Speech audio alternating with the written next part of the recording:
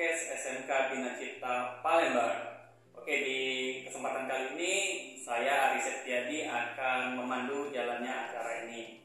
Hari ini kita akan membahas tentang implementasi kurikulum Merdeka di SMK Bina Cipta Palembang. Sudah hadir bersama kita yaitu Bapak Kepala SMK Bina Cipta Palembang, Bapak Dr. Andes Agus Budianto, Magister Manajemen. Selamat siang Pak Agus. Selamat siang Pak Ari. Oke. Baiklah Pak, hari ini kita akan membahas tentang implementasi kurikulum Merdeka di SMK Bina Cipta Palembang. Tapi sebelum kita masuk ke pembahasan yang utamanya, mungkin masih banyak adik-adik kita di luar sana ataupun mungkin teman-teman yang di sana masih bingung sebenarnya apa sih yang dimaksud dengan kurikulum itu. Mungkin bisa Bapak jelaskan. Terima kasih Pak Ari. Istilah kurikulum ya sebenarnya banyak ahli yang memberikan pengertian yang redaksinya itu bermacam-macam.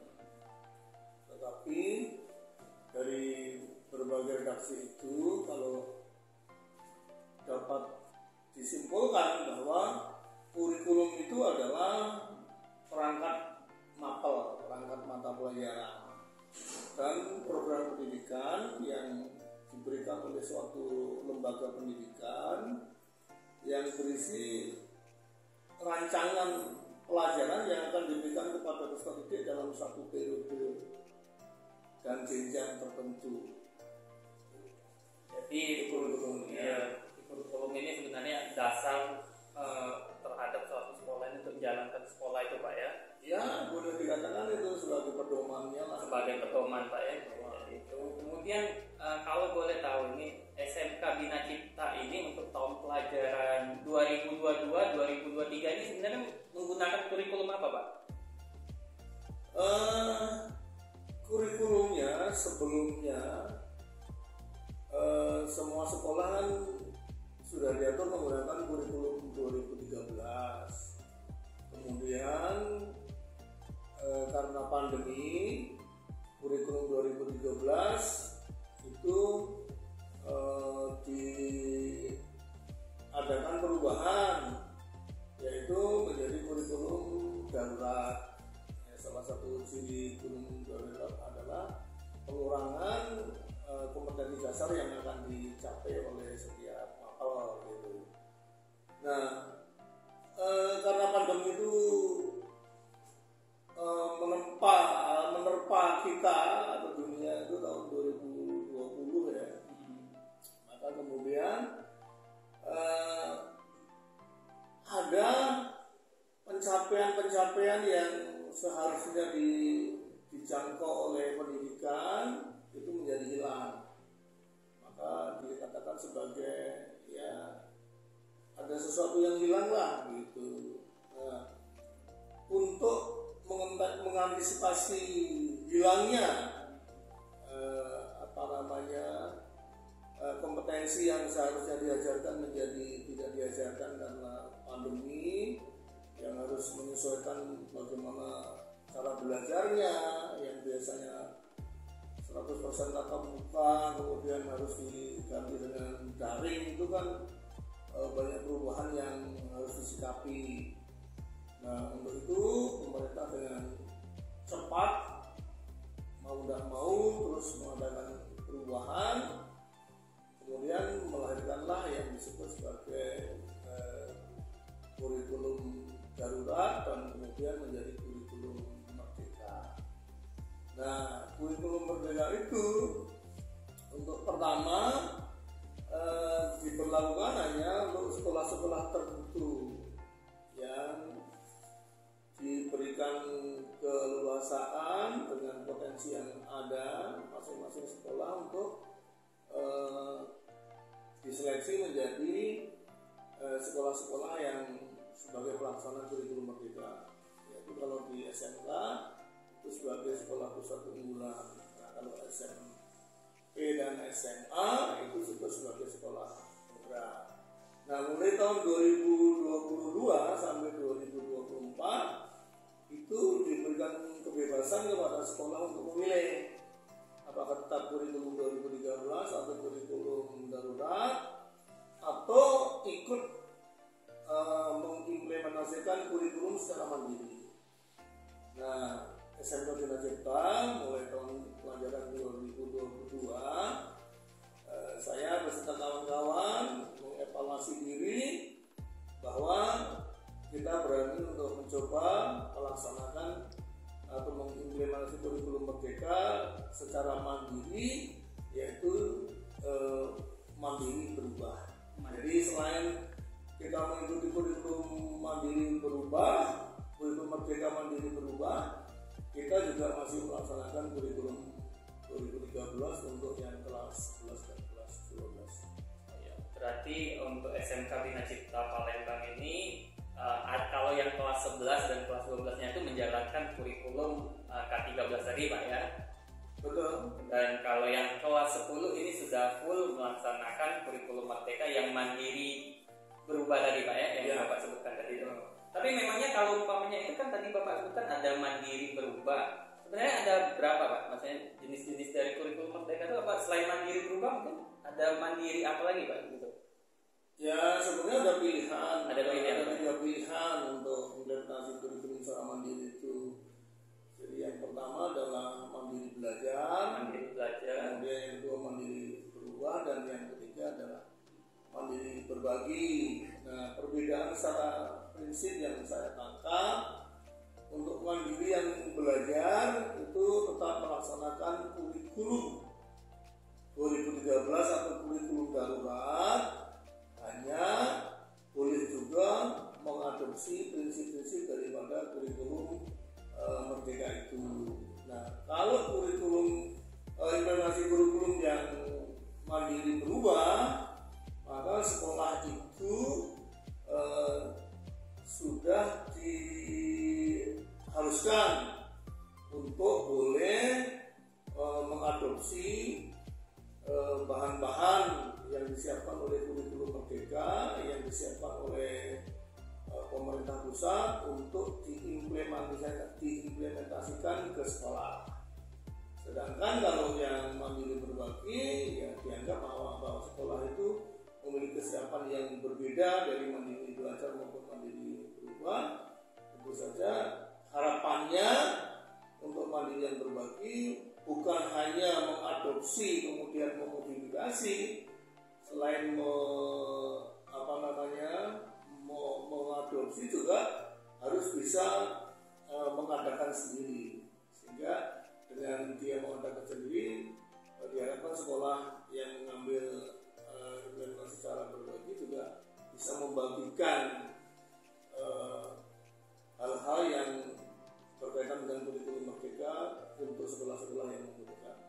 Berarti kemungkinan di tahun berikutnya, kemungkinan setelah menjalankan kurikulum Merdeka ini ada kemungkinan bahwa kita bisa juga naik kelas Pak ya. Dari sekarang kan kalau kita mungkin di awal itu mandiri belajar Pak ya. Nah kita sudah di tengah mandiri berubah, berarti ada kemungkinan kita untuk mandiri berbagi Pak. Ya harapannya Pak ya seperti layaknya anak belajar lah. Harapannya ya belajarnya semakin hari semakin harus meningkat, dari yang dasar, dari yang hanya bisa mengadopsi kemudian memodifikasi, ya kita harus melihat bahwa kawan-kawan kita, guru-guru kita juga bisa membuat, jangan hanya bisa mengadopsi atau memodifikasi, tetapi juga bisa membuat, sehingga kita juga bisa memberikan sumbangan kepada kawan-kawan lain di tempat lain yang mungkin juga dimiliki oleh sekolah-sekolah kita. Jadi dari informasi yang didapat ini bahwa sebenarnya pemerintah itu tidak memaksakan Pak ya kurikulum Merdeka ini. Nah jadi sebenarnya dari SMK Bina Cipta Palembang ini sebenarnya berani untuk menerapkan kurikulum Merdeka. Nah sebenarnya dari kacamata Bapak, apa sebenarnya yang dari pandangan Bapak itu apa yang membuat kurikulum Merdeka ini lebih baik daripada kurikulum sebelumnya, sehingga Bapak berani memutuskan untuk mengambil yuk kita pakai kurikulum Ya sebetulnya kita bukan hanya dalam bidang pendidikan atau dalam mengakomodir perubahan kurikulum, bahwa dalam berbagai kehidupan pun kita harus siap untuk menghadapi perubahan itu gitu. Nah, kalau kemudian kemarin kita menjatuhkan bahwa kita berani untuk mengikuti implementasi secara mandiri pada tahap yang pertama, itu ya hasil diskusi kita dengan teman-teman guru kita kan, bahwa kesimpulan dari diskusi kita dari instrumen-instrumen yang memang diperlukan untuk kesiapan implementasi itu, ya kita menyatakan bisa menerapkan apa yang diminta oleh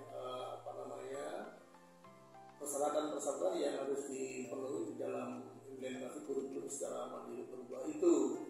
Jadi artinya memang implementasi kurikulum tidak dipaksakan, memang benar, karena itu tergantung kepada kesiapan sekolah masing-masing.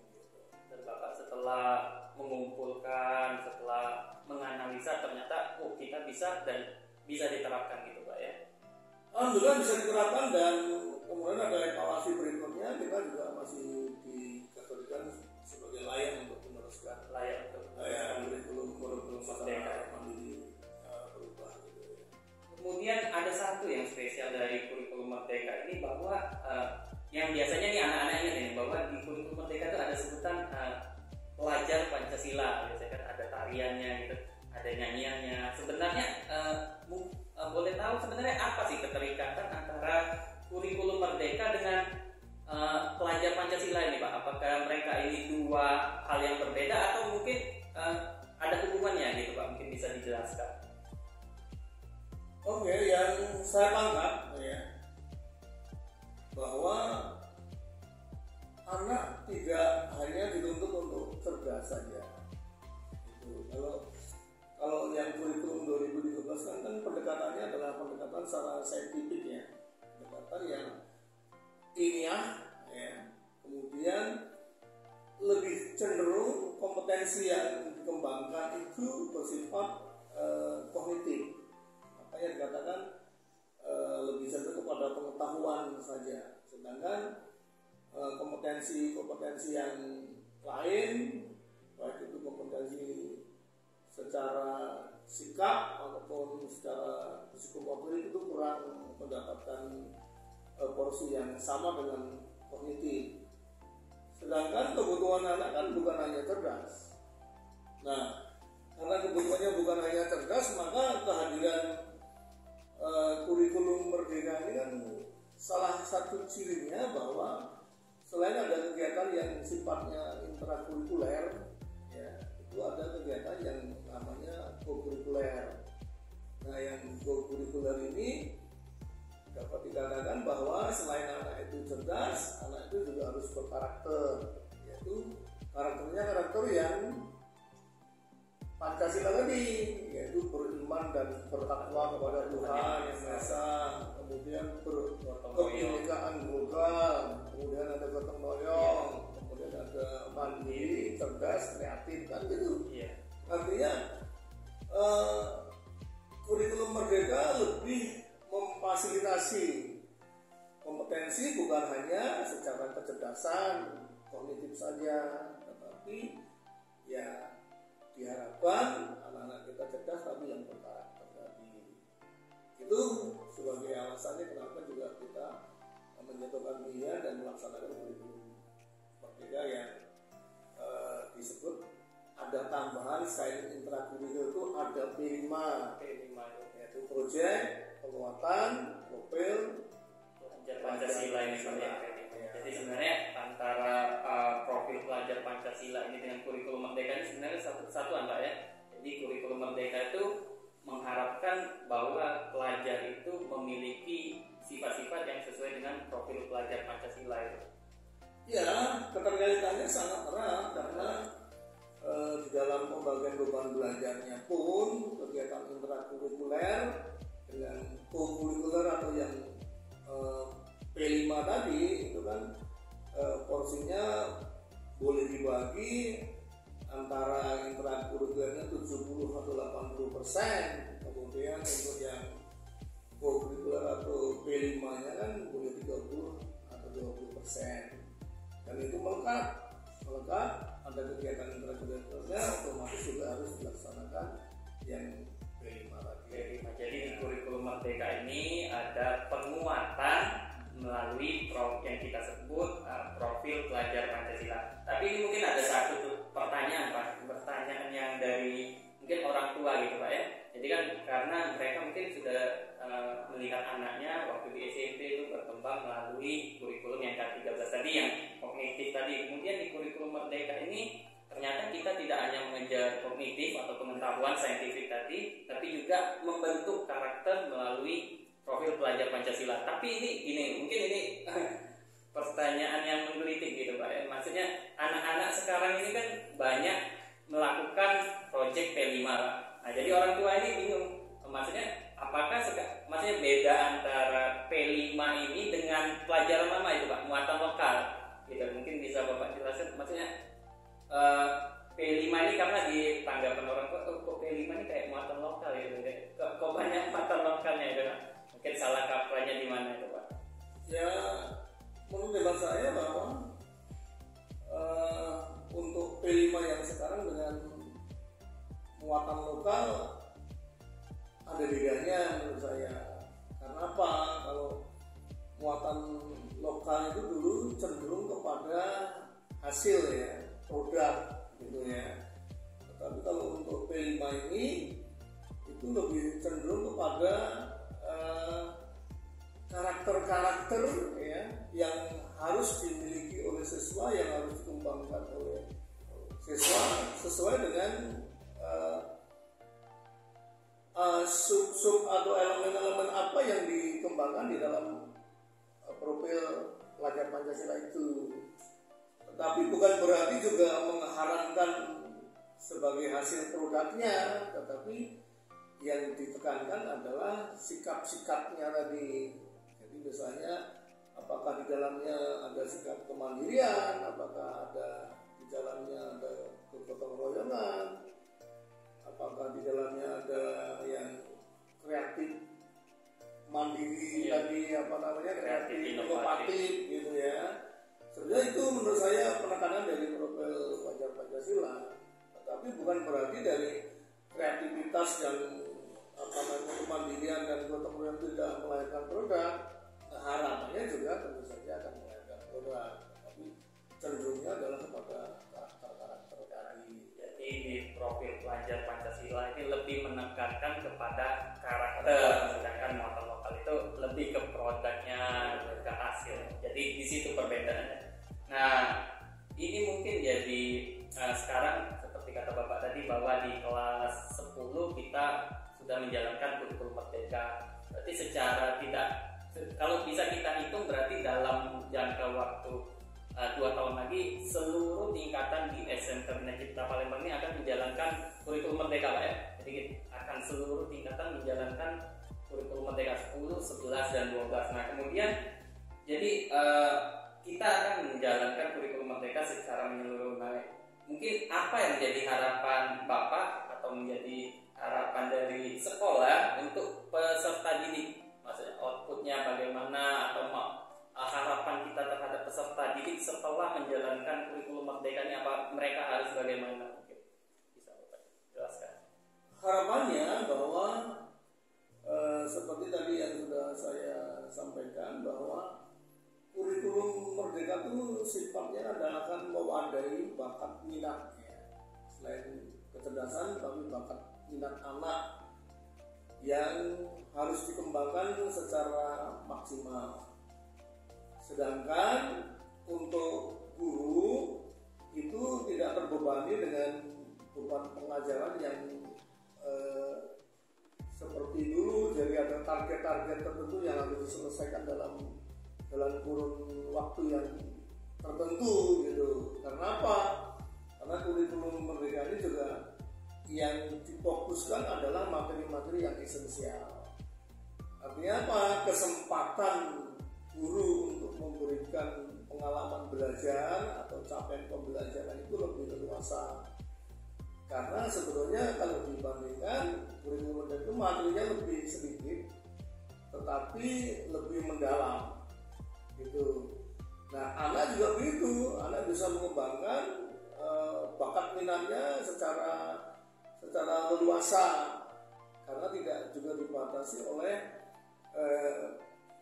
target-target tertentu, misalnya ada ujian sekolah atau ujian secara nasional yang nanti menentukan keberhasilannya gitu. Sehingga anak juga memiliki kebebasan dalam berekspresi atau mengekspresikan bakat minatnya, sehingga harapannya begitu anak lulus memiliki bukan hanya kompetensi secara kognitifnya, tetapi memiliki kompetensi secara sikap dan keterampilannya secara baik. Itu harapannya. Untuk itu tentu saja ini ya peran guru, karena terus terang saja saya sampaikan bahwa kurikulum merdeka ini kan semuanya belajar loh, dari nol ya. Semuanya harus mau membuka diri terhadap perubahan ini. Nah, bagi sekolah-sekolah yang mendapatkan predikat sekolah penggerak atau sebagai pusat unggulan, itu tentu saja banyak guru-gurunya yang mendapatkan pelatihan, sehingga akan diajar, kemudian di-upgrade oleh para instruktur, oleh fasilitator, oleh pengajar-pengajar yang lain. Tentu saja mereka memiliki pemahaman yang lebih detail dibandingkan yang kita ini. Kita kan hanya belajar melalui tayangan-tayangan, melalui daring ya, melalui webinar.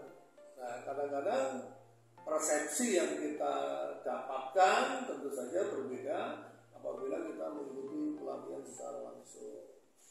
Tetapi bukan berarti bahwa ya kita tidak mampu untuk mengikuti atau mengimplementasikan prinsip daripada kurikulum merdeka. Selama kita mau membuka diri, kemudian kita berdiskusi setiap saat, saya yakin kita bersama-sama juga bisa maju layaknya sekolah-sekolah yang yang diberi predikat sebagai sekolah pusat unggulan maupun sekolah penggerak itu. Baiklah teman-teman, itu tadi perbincangan kita mengenai implementasi kurikulum merdeka di SMK Bina Cipta Palembang bersama Bapak Dr. Andes Agus Budianto, Magister Manajemen. Nah, semoga dari perbincangan ini bisa menambah pengetahuan kita, menambah wawasan kita tentang kurikulum merdeka ini, terutama bagi yang warga-warga SMK Bina Cipta Palembang. Oke, saya akhiri perbincangan hari ini. Sampai jumpa di bincang-bincang kita berikutnya, dan boleh kita dapat. Dadah.